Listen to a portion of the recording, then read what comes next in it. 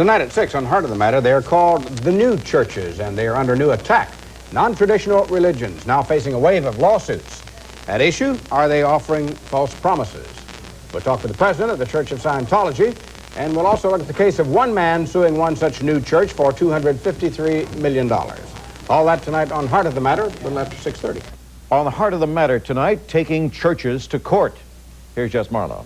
Thank you, John. Never in the history of the churches in America has there been such concern over the status of religion in American life, and it is not being expressed in ringing oratory in legislative halls or even in the churches themselves. Most of the arguments are being made in courtrooms. At the Heart of the Matter tonight, why is litigation crowding out liturgy? He was at war with the church and was taking very destructive action against us. She is Elizabeth Clare Prophet, head of the Church Universal and Triumphant, based in the hills of Calabasas above Malibu. This is Gregory Mull, a former church member, who is suing his ex-guru and her organization for $250 million.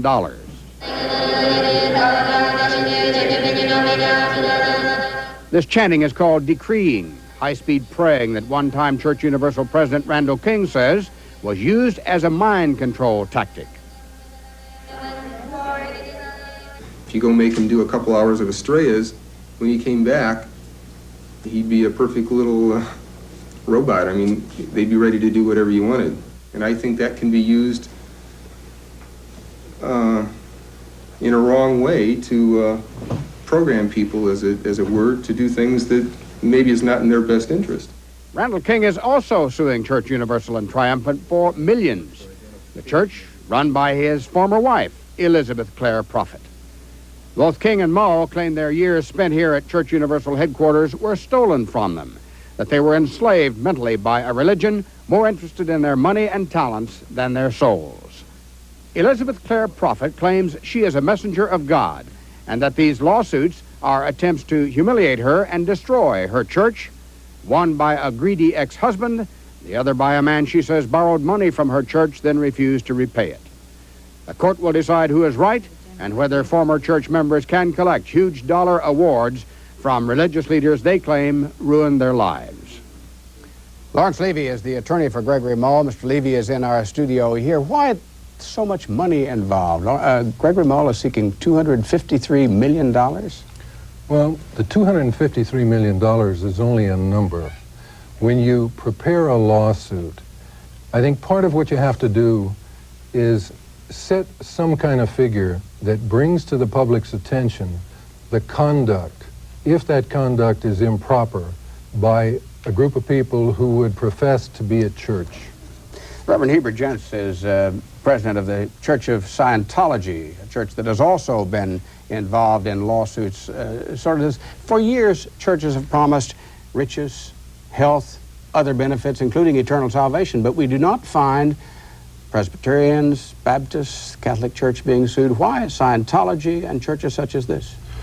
Well, I think the issue is simply that there are a number of people who are supporting it. Government has 2,000 suits against religion in America today, more than the accumulated history of the United States. But again, all those directed at new churches such as yours. Oh, but also at regular churches, and I can show you that particular list. So it is attack on religion itself because they want to destroy religion if that's the issue. But the other issue is private people. And the people that Mr. Levy is using, some of those people all are part of the same little group that travels around. They're funded, we have just traced it down by Rockefeller private trust fundings, $350 million trust. I think that's where he ought to get his $250 million. Let me make a suggestion to you, and I don't mean to interrupt. But if there's some funding, I wish to heck they would tell me about it, because no one is funding me in this trial for Mr. Mull. And we are not attacking religion. We have made it exceptionally clear that the religious beliefs of this church are not in question and have never been in question. Mr. Levy, I watched you in court the other day and I saw a very strong attack. I saw Judge Margolis leaning back and laughing derisively. That communicates to a jury. I think that Judge Swearinger, I think that Judge Breckenridge, these three people on that 5th floor of that Superior Court are doing more to try to damage religion in America today than anybody else. You're saying you're not going to get a fair trial? Oh, I'm saying it doesn't look like a fair trial in any court in this country if they don't use the Constitution as a basis to do it. You say so-called religion.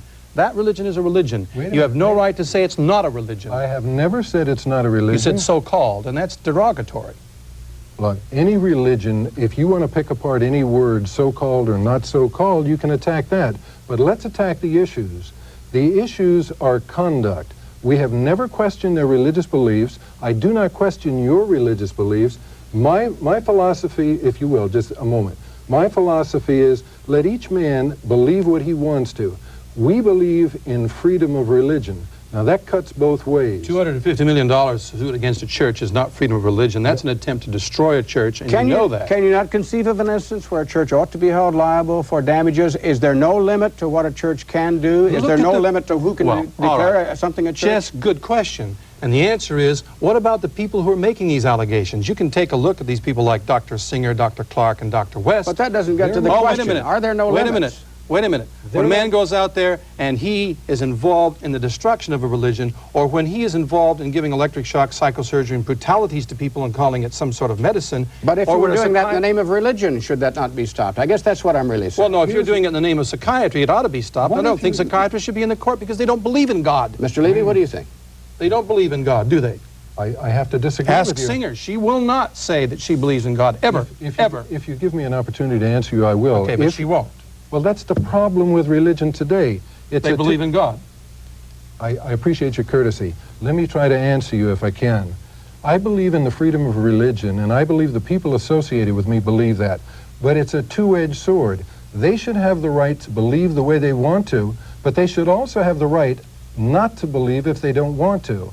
If they are told beforehand what a religion teaches, and then they can make an objective opinion and make a decision, that's one thing, that's fine. Then you'd have a Jesuit priest brought in and he'd say, bring the Pope in here. I was in servitude for 30 years and I want to get paid for it. You know what you're doing? And you'd stand for it, would you? What you're doing is clouding the issues like you generally do. Let's look at... Would you stand for that? Let me ask, if the Christian Science Church promised a member health and that member did not achieve health, should that person have a right to sue the Christian Science Church? I doubt that very seriously. I think if there is some logic and some reason brought to the subject, if a church promises you one thing, and what they promise you is reasonable, they promise you a belief in a God, they promise you their own type of spiritualism, that's fine. If what they do is indoctrinate you so that what you end up with is nothing like what you thought you might be getting in the first place. Mr. Jentz, you regard all this as part of the conspiracy, then, to destroy religion? Look, we have the documents right here, and I can just show it right on through here, the kind of funding for Margaret Singer. I can show the funding here for Dr. Clark. But is it improper for somebody who feels that that a certain religious group has been abusive for them to support an opposition to it? They cannot disestablish a religion when they have a 501c3 classification. The IRS cannot allow that to occur, and they cannot, on the other hand, attack that religion's rights. But that's not what you're seeking to do, Mr. Levy.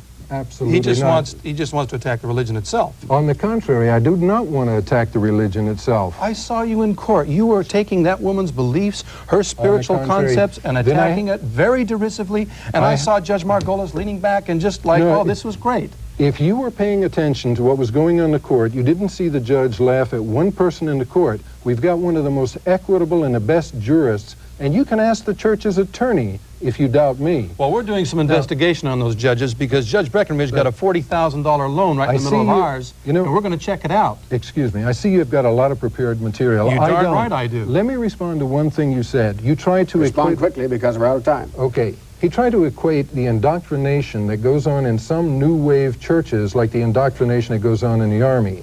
In the Army... Or in IBM or any other place. I bet you're going to let me finish one statement. Well, I hope so.